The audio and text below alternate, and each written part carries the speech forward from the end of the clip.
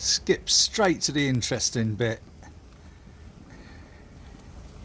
This is a secret brew, and I had all sorts of questions about what a Burton water profile is, whether you put, half a ton of gypsum in, or whether you put a tiny amount of gypsum in. Whoa! Right, well I think we can call that a boil. Lovely, we can start turning it down. Put it onto one bar. One bar. And let's get our op filter in. We're going to use this big one today. Mainly because I haven't properly cleaned t'other one since yesterday. Doing all this one-handed.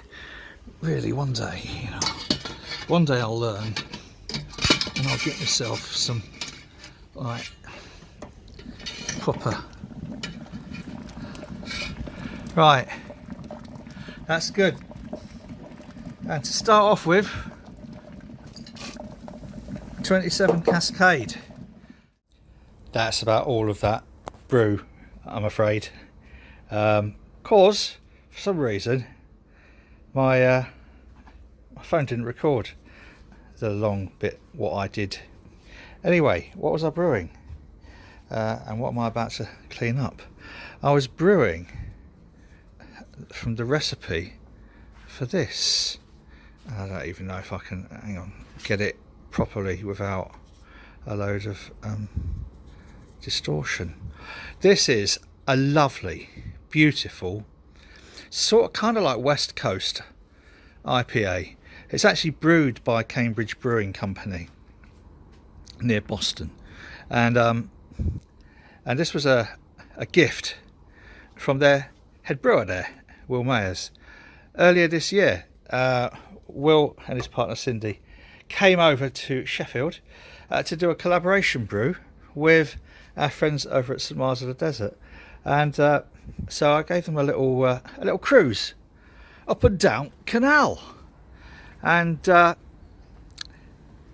Will was a natural born boater. I've never known anyone. He'd never been on a narrowboat before, so he was steering it with a stick, obviously at the back, or as the professionals call it, a tiller. And he was an absolute natural. Cindy didn't want to drive, but she was bang on target as well. So had a wonderful day out, and Will gave me that flower child. Well, anyway, I'm really into the Cambridge Brewing Company in so many different ways. Will is he's a bit like Dan from St Mars of the Desert. He's one of these people who's a scientist and an artist in equal measure, and just listening to either Dan or Will talk about brewing is a beautiful education in its own right. Well, anyway, so I thought I want a piece of CBC, Cambridge Brewing Company. So I tried to order a hoodie and a couple of t-shirts and stuff online, and it wouldn't do postage to the UK. So I thought, all right, well, because I know postage is going to be quite a lot, so I'll just send an email. Can I buy a hoodie, and can you let me know how much the postage is to the UK? I got this lovely email back from Laura, I think it was, saying, yeah, no problem, I'll work out the price for you. And I said, all right, cheers for that. Oh, and by the way, and this was joking, as you do, I said, oh, could you ask Will for the recipe for Flower Child? A bit like, you would just jokingly throw that away. Then a couple of days later, I got an email from Will saying, I remember you, don't worry about sending a payment, I'll send you some stuff over, and I'll send you some stuff over for Dan and Martha as well. And here's the recipe for Flower Child. I was blown away. So that's what I've been brewing today. I'm not going to give the recipe away because it's not really fair to do so. But I think I've got my numbers reasonably right. And Will's prompted me after a long time to now really start looking seriously at my brew efficiency, my brew house efficiency, because it is crap.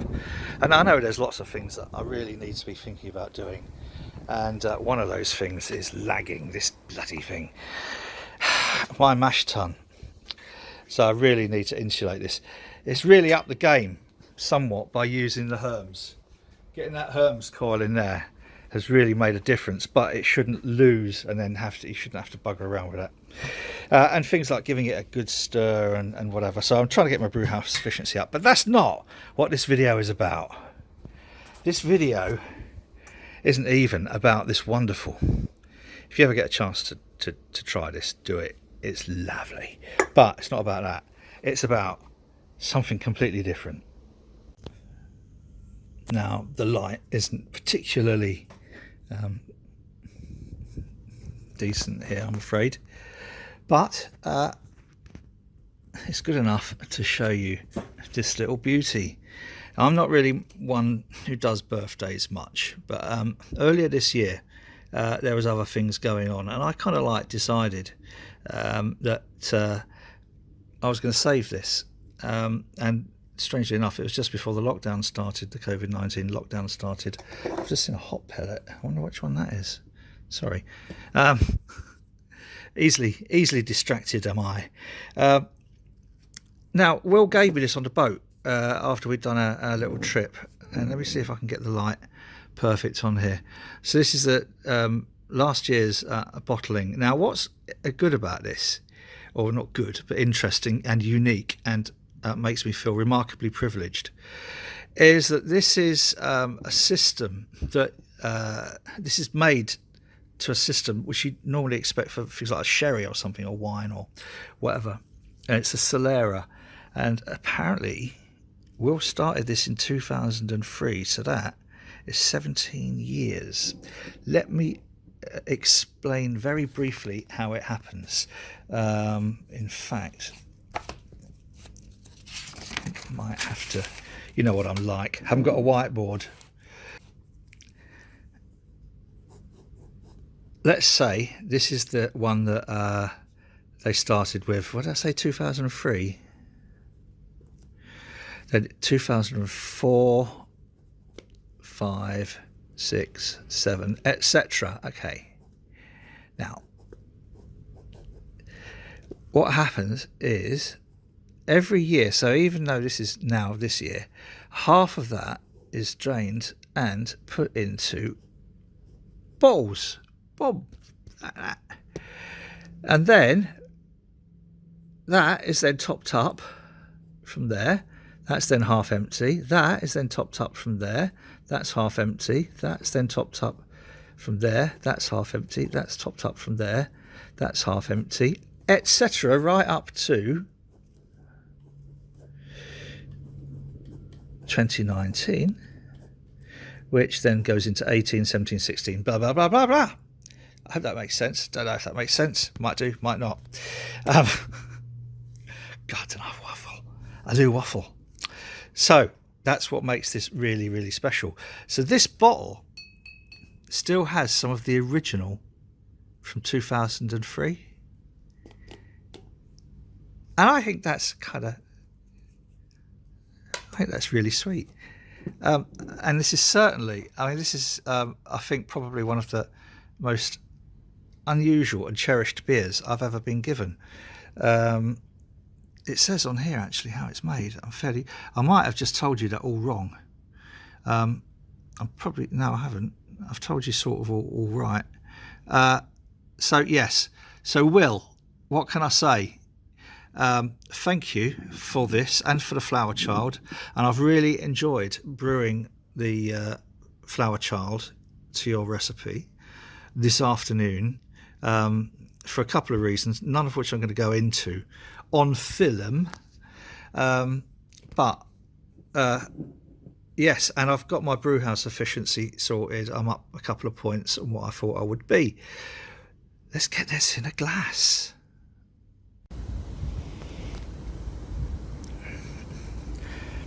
I've got to say, this is one of the most unusual beers I've ever had. Look at that. Now, it's 9%. I didn't taste it. First hit is sour. but then it's got this real fruity depth of, I'm not sure how to describe it. Hang on.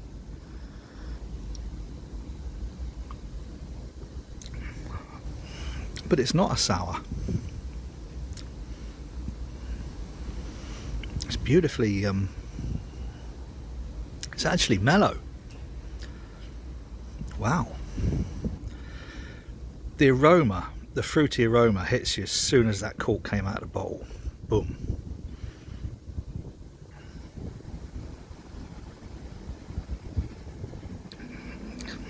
Yeah. Very cherry, very... Oh, it's almost floral as well. That's, wow.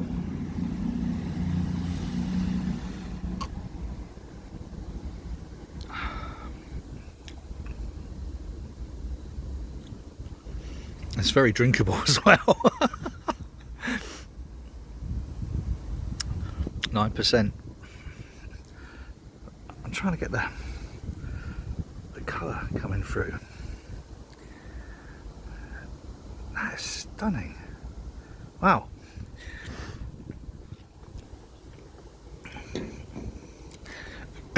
Now, I'm not really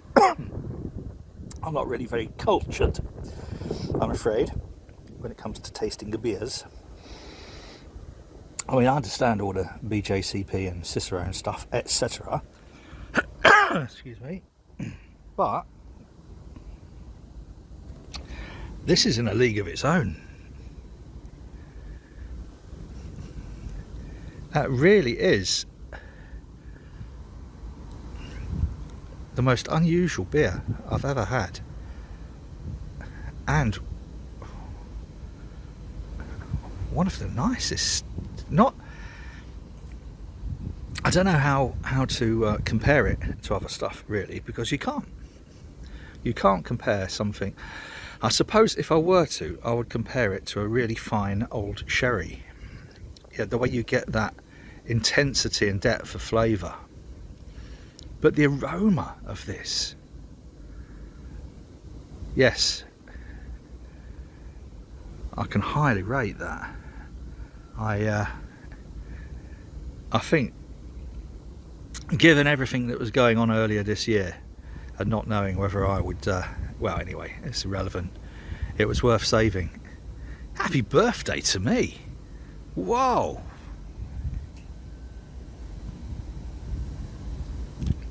And Will and Cindy, if you ever see this video, actually I'm going to have to send you a link. Thank you. That really is stunning. Wow.